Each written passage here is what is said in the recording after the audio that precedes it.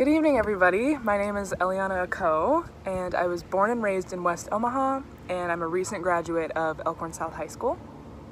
And normally I would be a lot more nervous, but luckily for you guys, I'm coming to you from a tranquil backyard where I can share my thoughts and feelings as calmly as I possibly can. And today I thought I would talk to you about systems of institutional racism and how that affects your job as an educator. And I'm not going to talk to you about like microaggressions or like providing brown construction paper with peach construction paper or hair or ebonics, but those are things that you should be researching and unlearning on your own time. But today, I thought that I would bring your attention to systems of racism that exist in public education, so you can kind of do a little bit more than just say, you're an activist or say that you're anti-racist. So when the first ship with stolen enslaved people washed up on the east coast of America, that is when American history started. The ripple effects of slavery affect every single person's life in the United States. And the concept of slavery and anti-blackness skewers through American history like a kebab, and our current U.S. history curriculum serpentines around it to protect nationalism and white feelings. And when I was in high school taking an APUSH class, I sat and listened to weeks of my APUSH teacher lecturing me about the Enlightenment and how that affects American government today. But we spent barely a few days talking about the atrocities committed against enslaved Africans in America and the effect that that has on our society today when we can't even get past the same ideas that made that begin in the first place.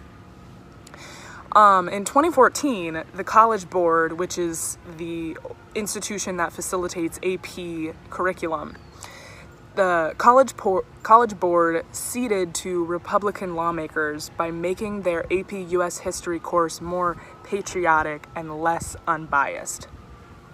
So what that means is they took out the mentions of redlining, the war on drugs, and mass incarceration in APUSH curriculum. And I think that it's worth mentioning here that College Board curriculum is only for advanced placement students. It's not for students that have progressed in an average form. So this basically means that your students, regardless of the advanced education they get, never learn about the United States' true history. And like I mentioned before, there is no mention of the eras of mass incarceration that we've had in the United States.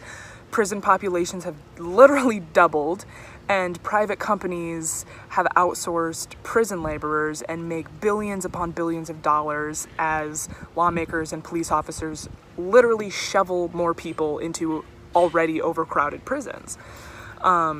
There's no mention of the war on drugs that politicians wage on Black communities under the guise of being tough on crime or tough on drugs. And College Board also conveniently leaves out the same eras of mass incarcerations that allowed for police officers to operate in public schools around children. School resource officers are relatively new. In my humble opinion, they're 100% unnecessary, and I think you might agree with me too. The criminal justice system in the United States swallows 2.3 million Americans, with 40% of those being Black Americans. The 13th Amendment caused an era of mass incarceration because the 13th Amendment has this little clause at the end that basically says that a person can be held as a slave as punishment.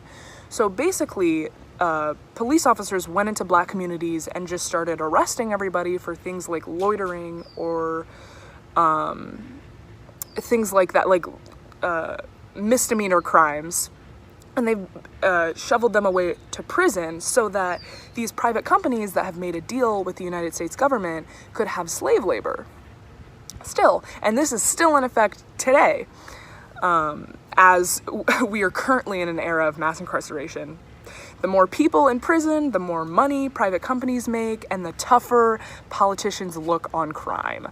And it's no wonder that the school-to-prison pipeline is used to shovel away unwanted people, because for many cities, Black youth are included in that title of unwanted people for them.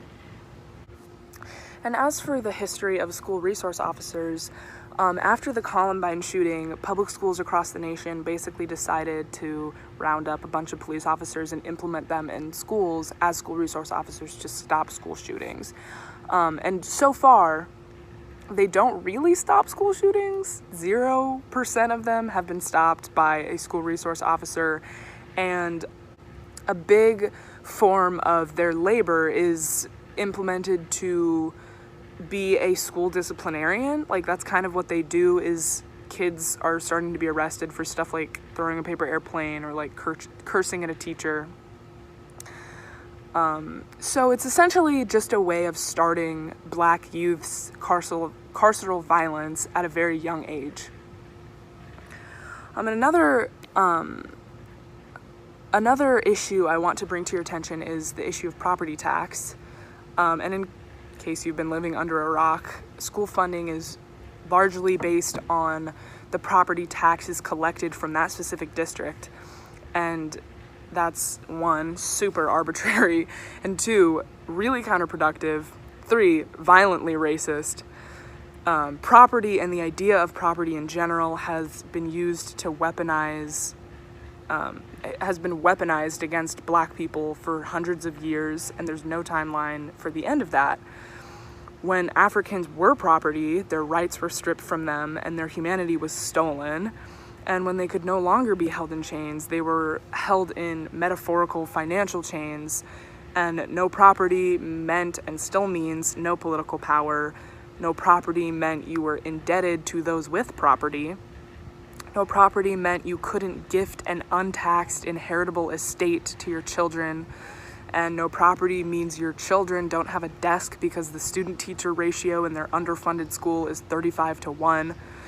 No property means your children are knowingly and legally deprived of a quality education. And that specific redlining for property taxes and school funding is an observed and documented phenomenon in Omaha. And Elkhorn South and Millard North didn't just happen to get more funding. It wasn't like an accident. Slavery happened, and then Jim Crow happened. Harry A. Burke happened. The race riot of 1919 happened. Bill Clinton happened, and then Trump happened. And I don't have to explain to you how important a public education is to a lot of people, to everybody. And your lawmakers are knowingly upholding a racist method of funding to ensure that Omahans of color don't get a quality education. And the reason that I present to you all with this information is because you all have the best, most influential job in the world, but you also deserve to know the truth about the system that you work for. Being an educator automatically means that you are a propagandist in a literal sense of the word. And you should ask yourself, look in the mirror and ask yourself, if you want your propaganda to be to your students that everyone deserves love, respect, and freedom, or if that propaganda that you want to show your students is that you're just like every other white teacher who turns a blind eye to institutionalized oppression. And if you're into the option that exercises empathy and values community, the steps forward for you will be through accountability. And throughout the past few months, I've really been like driving my family crazy by saying that accountability is love. And I don't think a lot of people know what I mean when I say that, because they're very different words. Like, they're almost opposites if you don't like accountability. But real accountability is what happens when you realize that the benefits that white people gain from the oppression of Black people, it happens when you realize it and when you try to remedy it. It happens when you recognize that harm, that you can perpetuate and that you have the potential of causing, and you do everything in your power to remedy that harm. And I believe that accountability is love because others and you keeping each other in check means that you love and respect one another enough to want everybody to be the best person that they can be. Accountability is love because when you hold others accountable, you're showing them that you believe that they're redeemable. So what does accountability look like for a teacher? In the classroom, accountability looks like teaching inclusivity, empathy, and truth to your students. It looks like a no tolerance policy for racial bullying and insensitivity. Accountability in the classroom looks like a focus and centering around hard conversations about race, not avoiding those conversations because you're worried about bigoted parents. Accountability in the classroom means that you show up every day and decide that you want to do more than put a stupid all are welcome sticker on your classroom door. Be who you say you are and call out racism when you see it. And in the teacher's lounge, accountability looks a little bit different, and that difference might be daunting for some teachers. There was a teacher in my high school who used the N-word routinely when talking in the To Kill a Mockingbird unit, and she felt like it was integral to her lesson, which I assure you it was not. And the other English teachers didn't really care. They didn't really mention it. People just were like, oh, it happened.